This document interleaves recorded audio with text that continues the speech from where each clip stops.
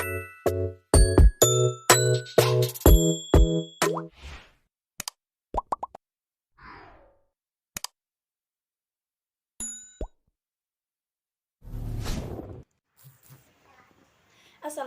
warahmatullahi wabarakatuh.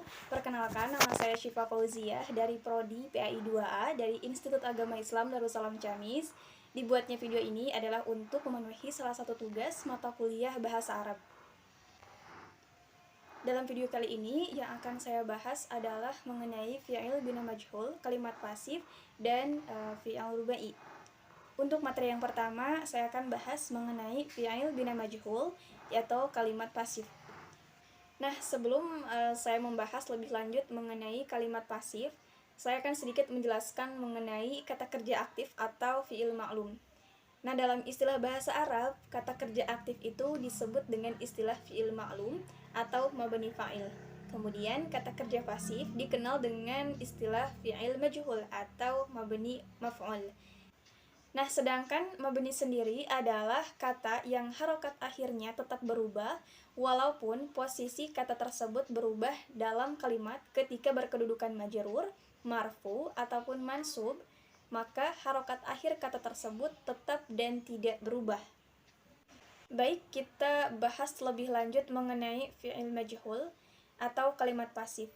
Nah, kalimat pasif atau fi'il majhul yaitu kalimat pasif khusus untuk menyebutkan korban tanpa pelakunya, baik itu karena pelakunya sudah dikenal, kemudian karena pelakunya tidak diketahui, dan yang ketiga karena pelakunya disembunyikan.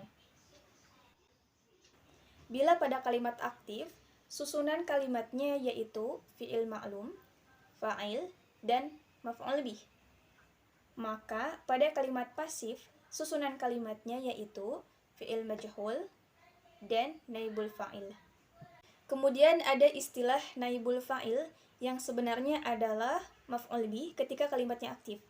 Dinamakan naibul fa'il karena ia seperti menggantikan fa'il dari sisi susunan dan juga i'rab. Naibul fa'il juga wajib marfu. Adapun contoh kalimat aktif dan juga kalimat pasif, misalnya dalam kalimat pasif yaitu ukilat tufahu yang artinya apel telah dimakan. Ukila di sana berkedudukan sebagai fi'il majhul, kemudian at-tufahu sebagai naibul fa'il. Kemudian contoh kalimat aktifnya yakni akala aliyut tufaha, yang artinya Ali telah memakan apel. Akala di sana sebagai fi'il ma'lum, kemudian aliju sebagai fa'il, dan at-tufahu sebagai maf'ul bih. Kemudian contoh yang kedua pada kalimat pasif yaitu bu'itar rusulu, yang artinya para rasul telah diutus. Pada kalimat aktifnya ba'atsallahu rasulu, yang artinya Allah telah mengutus para rasul. Kemudian contoh yang ketiga pada kalimat pasif yaitu yu'kalus samaku, yang artinya ikan sedang dimakan.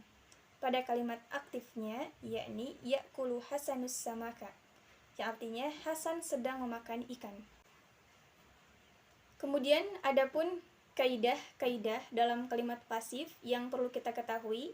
Yang pertama, 3 kaidah kalimat pasif, yaitu yang pertama wajib fi'il majhul pada fi'il muta'addi. Kemudian yang kedua, naibul fa'ilnya wajib marfu. Yang ketiga, fa'il tidak boleh disebutkan. Adapun kaidah tambahan lainnya, yang pertama fi'il wajib mufrad. Yang kedua, fi'il dan naibul fa'il sama jenis.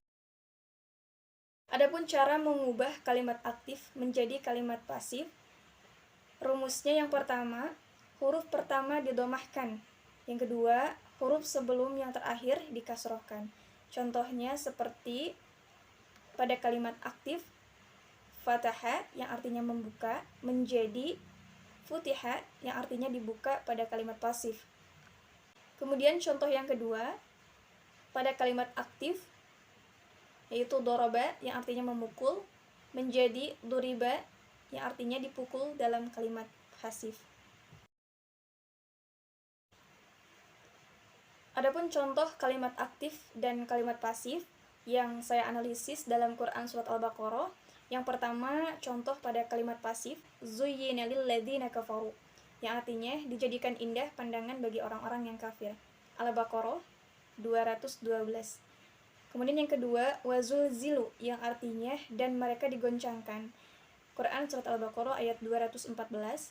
Yang ketiga, kutiba alaikumul qitalu, yang artinya diwajibkan atas kalian untuk berperang. Quran surat Al-Baqarah ayat 216. Kemudian untuk contoh kalimat aktifnya, yang pertama, ba'atsallahu nabiyyina, maka Allah mengutus para nabi. Quran surat Al-Baqarah ayat 213.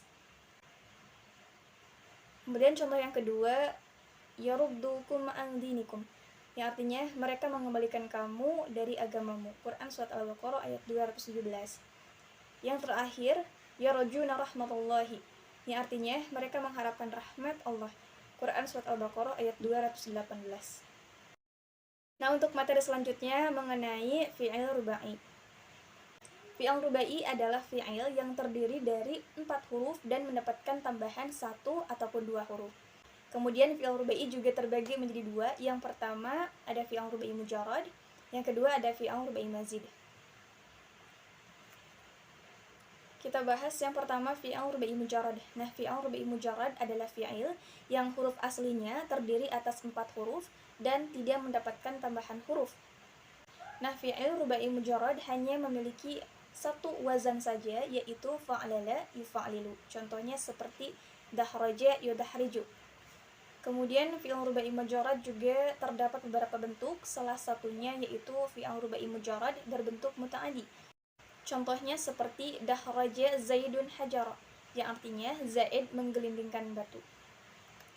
Kemudian yang kedua, fi'il rubai mujarrad berbentuk lazim. Contohnya seperti zaidun darbaja, yang artinya Zaid lari ketakutan.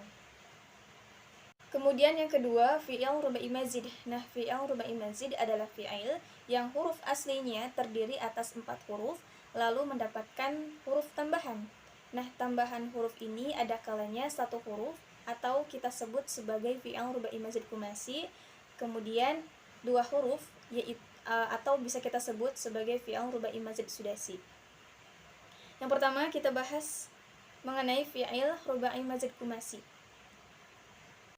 Fi'il rubai mazid kumasi adalah fi'il yang berasal dari 4 huruf kemudian mendapatkan tambahan 1 huruf yaitu huruf ta. Fi'il rubai mazid kumasi hanya mempunyai 1 wazan yaitu tafa'lala. Contohnya seperti tadahraja, yang artinya menjadi terguling, yang asalnya dari dahraja, yang artinya mengguling-gulingkan. Kemudian yang kedua, fi'il rubai mazid sudasi, yaitu fi'il rubai mazid sudasi yang mempunyai 4 huruf lalu mendapatkan tambahan 2 huruf. Nah, fi'il ini memiliki 2 bentuk wazan, yaitu yang pertama wazan if'anlala yang fungsinya sebagai mutawa'ah dari fi'il yang mengikuti wazan fa'lala. Adapun huruf tambahannya yaitu huruf hamzah dan nun. Misalnya seperti ikhram jama' yang artinya menjadi berkumpul, yang asalnya dari kharjama yang artinya mengumpulkan atau berdesakan. Kemudian wazan yang kedua yaitu if'alala. Nah, wazan ini fungsinya untuk melebih-lebihkan fi'il lazim. Adapun huruf tambahannya yaitu huruf hamzah dan takror pada lam fi'il yang kedua. Misalnya seperti iksya'ara yang artinya sangat mengerut, yang asalnya dari kasya'ara yang artinya mengerut. Adapun tasrifnya, yang pertama tasrif fi'il rubai mujarrad yaitu pada fi'il madi fa'lala dahraja. Kemudian mudhari, fi'il mudhari yufa'lilu yudahriju, masdar fa'lalatan dahrajatan, dan seterusnya. Kemudian ada tasrif fi'il rubai mazid. Yang pertama tasrif mazid kumasi pada kolom fi'il madi tafa'lala tadahraja. Kemudian pada kolom fi'il mudhari yatafa'lalu tadahraju, masdar tafa'lulan tudahrajan, dan seterusnya.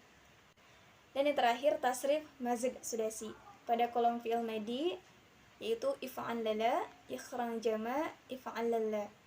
Pada fi'il mudhari contohnya seperti yaf'allilu, yakhranjimu, yaf'allu.